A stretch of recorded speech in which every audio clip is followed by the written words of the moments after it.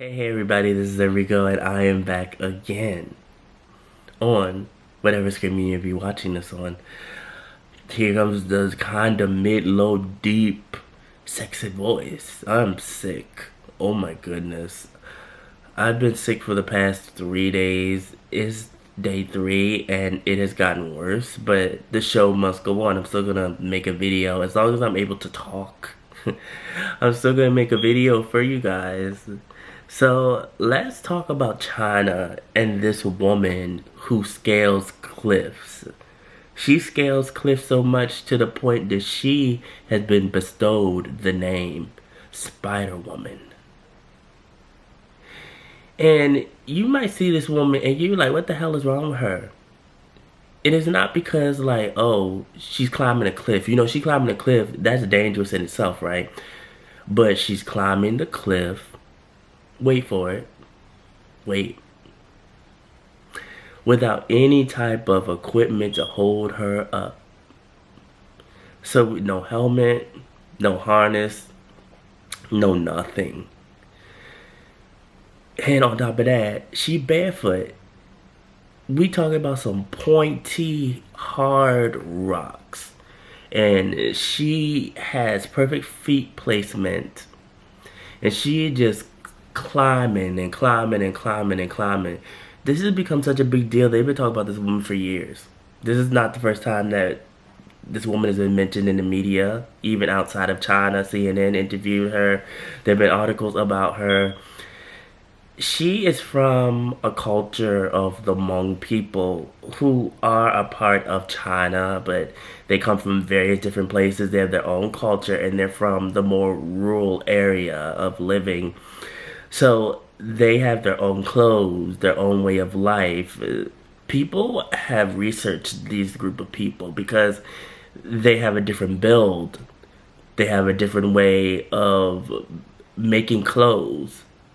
These clothes look very like ritual like, but at the same time, since they are blocked off from most other people and they're just their own like group of people or their own tribe, they have this iron that protects them, and it changes different colors depending on, you know, what type of substance hits it, if it's poison. So back to this woman. This woman is now in her mid-40s. She started climbing when she was 15 years old. And this action is mostly for men. Of course, you know, we have most of the hard actions. It's always more geared toward men. Where females, for the most part, are told to, you know, stay out of the way, go cook, go make children, go just be basically in the house. But she really wanted to be a part of this action. And you might ask, well, what they climbing up the cliff for? They just climbing up the cliff for exercise, for their own good health? No. It has to do with burial rites, and when people pass away, they put the people in these caves. They don't want to put the people down on the ground and bury them because they live in rural areas. So what does that mean? It means that wildlife can come, dig up the bodies, go into the graves. They don't want that. Also, it has a very deeper kind of emotional meaning. They feel like if they climb up the cliffs and they put the bodies in the caves, that their spirit can face the mainland of China, which is their home from the heavens. And it is such a beautiful thing. I do wonder though, I didn't find any footage. How they get the body up there? Was a whole bunch of people just with no harness or nothing. The body not floating in air, so how they get the body up there? I guess someone strong enough to carry the body. I don't know, maybe they do cremation. This is interesting to me because this is such a different way of life. And this one woman, she's so well known now for climbing up, for doing these burial rites, but also going up there as well for herbs. So that was one of the main reasons that men did it. They go up there for herbs and also to collect bird droppings for fertilizer. But you know, times have changed. They don't really do that anymore. They don't need to because there's different ways to do it. So now what does she do? She climbs up there just to get paid by tourists. 家里面的人都是很担心，但是我说的就是我爬这个好像哪个主题路一样，所以我说不要担心，反正这些事情都是我自己自研、自己喜欢或者我习惯啊。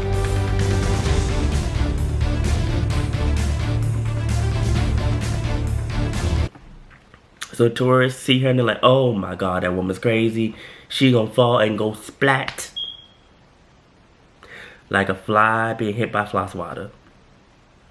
And they pay her because they just want to see her. I don't know how I feel about that. I don't think that her culture should be made as a clown show. I do think that it's a real thing that people do and they did it to survive, and that's just their culture and their way of life. She gets paid what, like, if we convert it to our money, it's what, like 800 something a week, which isn't bad. She had actually moved away from the Hmong people and from their place of living, and then she came back because she said she wanted to start a family. So now she's still in the news for climbing and climbing and climbing and climbing and climbing. Her feet gotta be like the Hobbit. Her feet gotta be like the Hobbit. She probably don't feel nothing, but she did say that her hands were calloused. So she must not feel nothing when she's climbing up there, because doing that for years, since she was 15 years old. I mean, and it has to like run in the genes. Even going to mainland China, because we got like kids sliding up the wall to watch TV that's going viral on Chinese social media. People just climbing all over the place. You know, people do what they gotta do. I do wish that they would get her some type of like harness or something still, because it only takes like one slip. Like, even though she's been doing this for years, she could go up there and be like, oh, I got it. And just that one time her foot slips and she falls down. And you know, the tourists can't help her. They probably would film it and be like, oh my god, and still post it on social media, her dead carcass just laying down there at the bottom of the mountain. But seeing the footage is an amazing thing. Just seeing the sights and seeing her climb, I wouldn't feel comfortable paying her to do it. I wouldn't really feel comfortable watching her do it either. I think that the overall like Hmong people and the Miao people and what their culture represents and how they were bridged off and they still made such a beautiful culture that was separate is an amazing thing. From China, where they're regarded as part of the Miao, a thriving culture of over 9 million people, distinct for their language, textiles, and cuisine.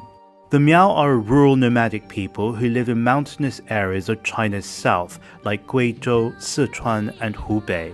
Life hasn't always been easy, the Miao have been caught up in periods of hardship, as they have also in countries where they've migrated to.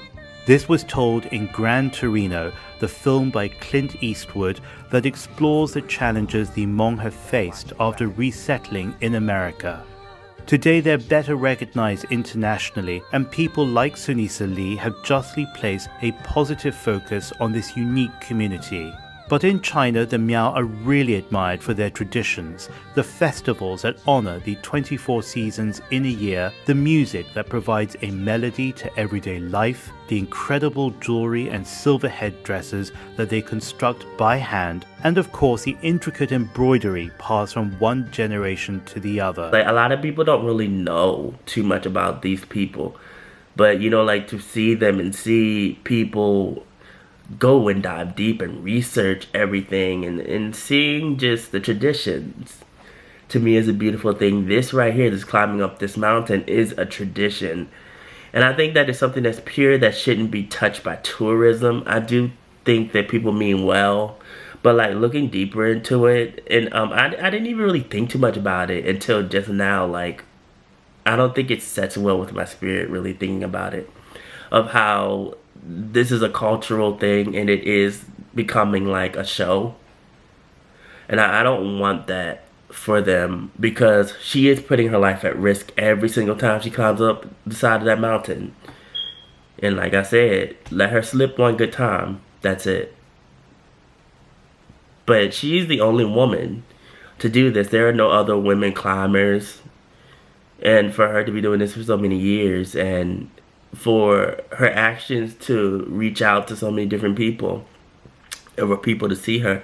I think that little girl that was climbing up the wall probably saw her too, because she climbed up the wall watching TV. If my sister did that, I'd be like, get your over-possessed behind down off that wall. I'm not sitting up there watching TV while you are stuck up on the wall. They said that it's a humid place and that people get sticky and they say, I don't care. You look like you're possessed. Get down from there. Sit on the couch like everybody else. That's not cute. They think it's cute. Yeah, enroll her in some climbing classes. Had this woman, this Hmong woman, teach her, you know, how to climb in a regular situation in a gym somewhere.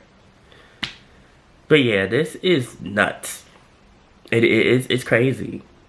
This is people of the world for you. How do you all feel about this? Would you partake in watching this woman climb up the mountain? Would you try to climb up the mountain? Don't try to climb up the mountain. Don't do this at home. Don't do that. Because nobody can save you. That's not cute. And I know somebody would try to do it. Ugh. That woman can't save you. You're going to take her down with you. Follow my social media, mostly my Instagram. Also a blog, News Asian Pop Culture. The link is always down in the description box below. And remember, be real. Stay real. Live in the real. And I will always, always be back. Send me get well wishes, please. I love you all. See you in the next video.